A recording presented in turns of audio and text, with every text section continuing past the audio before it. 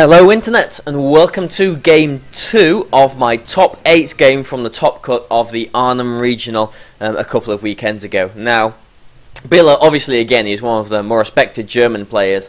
He played at Worlds the last 2 years. He's a good player. I won the last game, and so obviously, I'm feeling happy about that. But you can't think like that in a best of 3. You can't be distracted by any other emotion. Pokemon's not an emotional game. It's a clinical game. You've got to go with the numbers. You've got to just concentrate on the game at hand. But the best of 3 thing is, is he going to lead the same? Are you going to lead the same? Is he going to try and change things up? Is he going to lead the same and try and play differently? I don't know. He did have his Breloom last turn. He's obviously got it on his team. So I was a little bit forced to sort of lead with Thunderous again.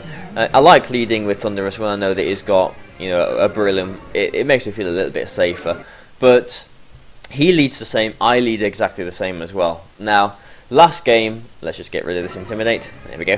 Last game, I used Fake Out and Hidden Power Ice on his Landorus. So he could play it differently this time by switching his Landorus out basically to a Kangaskhan, which isn't going to take much damage from a Fake Out and a Hidden Power Ice, is it? Or he could maybe expect that, call my bluff, and leave Landorus in like last time. It's interesting because I know that this Landorus is scarfed as well. It's either going to U-turn or Rock Slide or Earthquake. Those are the things that I'm expecting if it does stay in. Now, I thought, well, he's not going to let me Fake Out. He's not going to let me Hidden Power Ice his Thunderous again like last game. Is he? Is he? He keeps his Landorus in. He calls my bluff there. He does that quite well. Now, because he's using Rock Slide, I've got flinch chances, which obviously it's not comfortable when you know that you can flinch each turn. Now he gets the Rock Slide off. It does what, 60% to Thunderous, and it flinches my Thunderous, which I was happy about.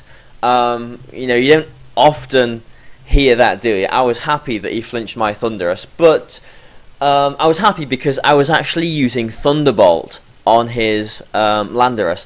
I thought he was going to U-turn. Out of everything that he could potentially do, I thought if I don't use Fake Out on it, if it gets a move off, it's going to U-turn. It's going to U-turn on the Lipa. It's probably going to U-turn and Thunderbolt the Lipa to knock that out this turn or something. But he leaves it in, so because Thunderous flinched, he doesn't see that I made that prediction. He doesn't see that I could be shaken up by that. He doesn't see that I made a wrong move there. So I'm happy that Thunderous flinched. Now, thankfully, Lipard, the good old purple cat here, doesn't flinch. So I do get a foul play off, which does a lot of damage to this Landorus. Puts it kind of in the same kind of range as it was last turn. But with a Thunderbolt on Lipard this turn, Lipard goes down. So this worked out a little bit differently to last game. His Landorus is about the same kind of HP, but his Rotom isn't quite so helpless this time. His Rotom isn't at -2, and my Thunderous has taken some damage. It's about 60% now. But because his Landorus is locked into Rock Slide, let's just sort of take flinches out of the equation for a moment.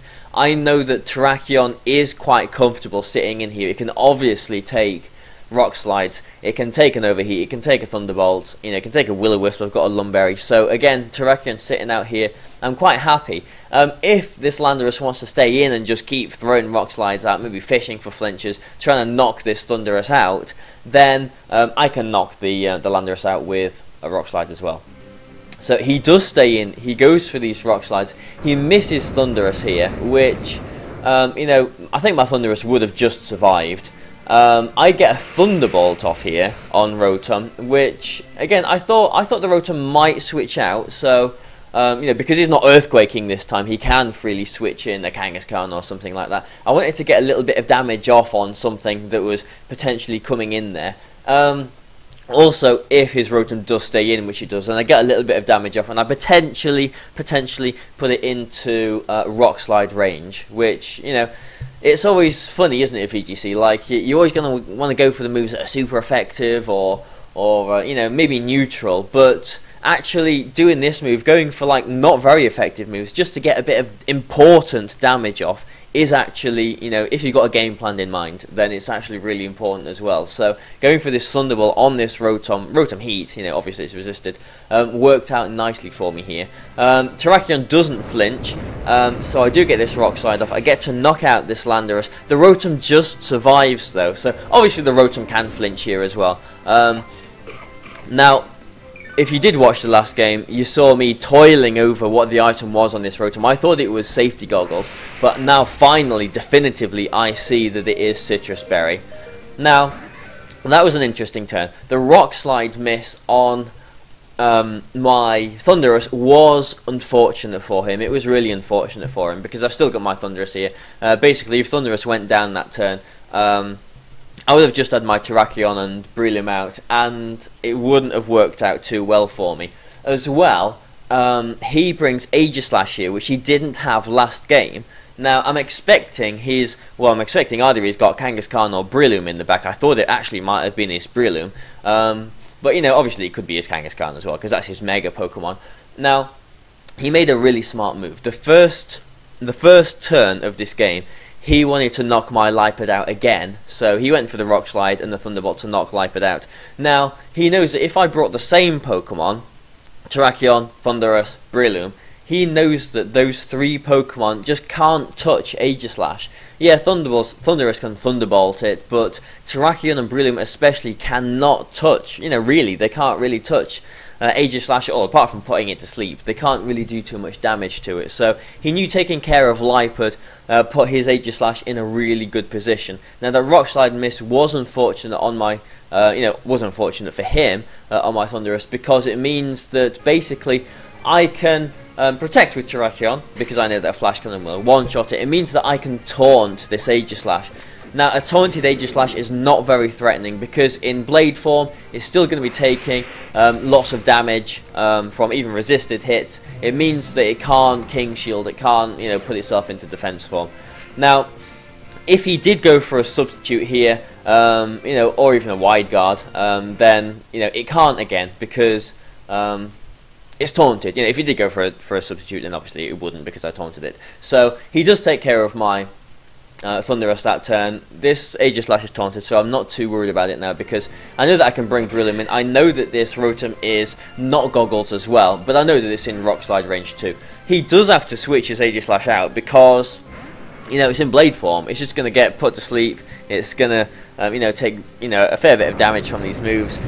His back is in the corner again. He can't really do too much. I Rock Slide, apart from maybe hope for his own sort of Rock Slide miss on my behalf, but, you know, thankfully I don't miss. I get the Rock Slide off, knock the Rotom out, get a little bit of damage onto this Kangaskhan, and put the Kangaskhan to sleep as it comes in, which is important. Now, the next turn, I'm feeling good about this, although, again, neither of my Pokemon can really touch his Aegislash too much, but I know that basically, because the Kangaskhan has got a guaranteed sleep turn here, there is no chance of it waking up and going for a fake out. So I can really comfortably just go for a close combat on this Kangaskhan, get it out of the way, make sure it can't sort of wake up and sucker punch, or wake up and you know, double edge my Breloom next turn or whatever. That is out of the picture now.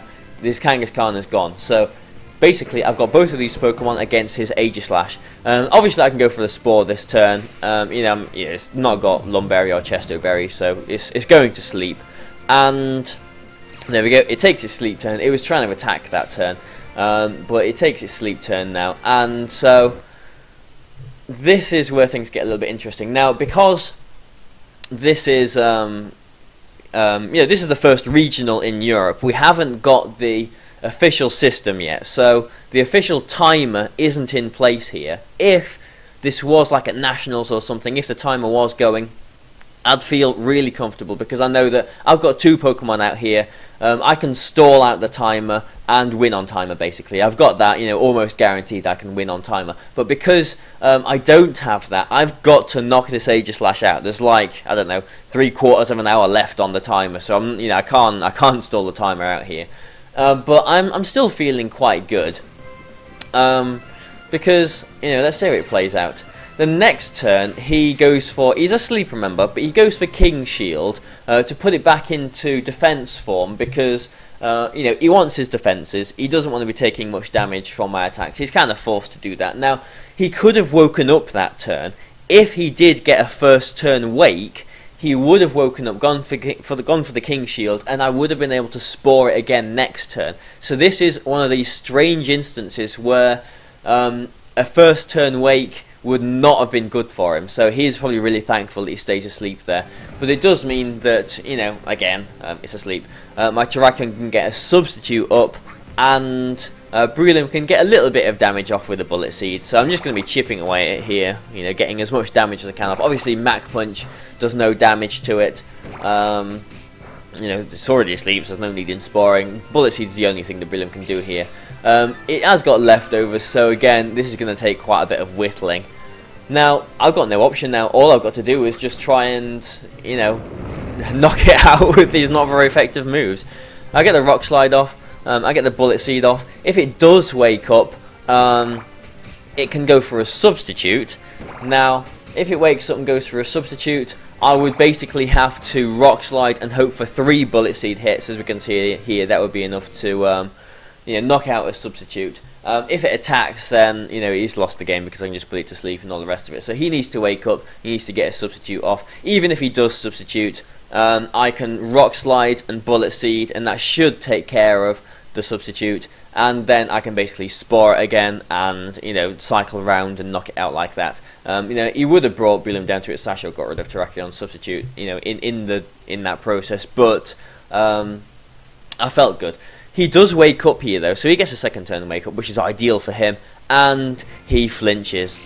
So, you know, I think I would have won anyway, but that turn just basically, you know, it ended it. It made sure that there was no chance because I could spore it again, I could Rock Slide it and just cycle through, you know, with the substitute and the Sash intact.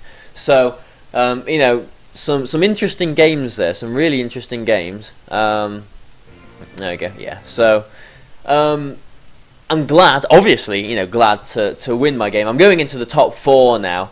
My next opponent is another very good German player who's played at Worlds the last few years. I think last year was...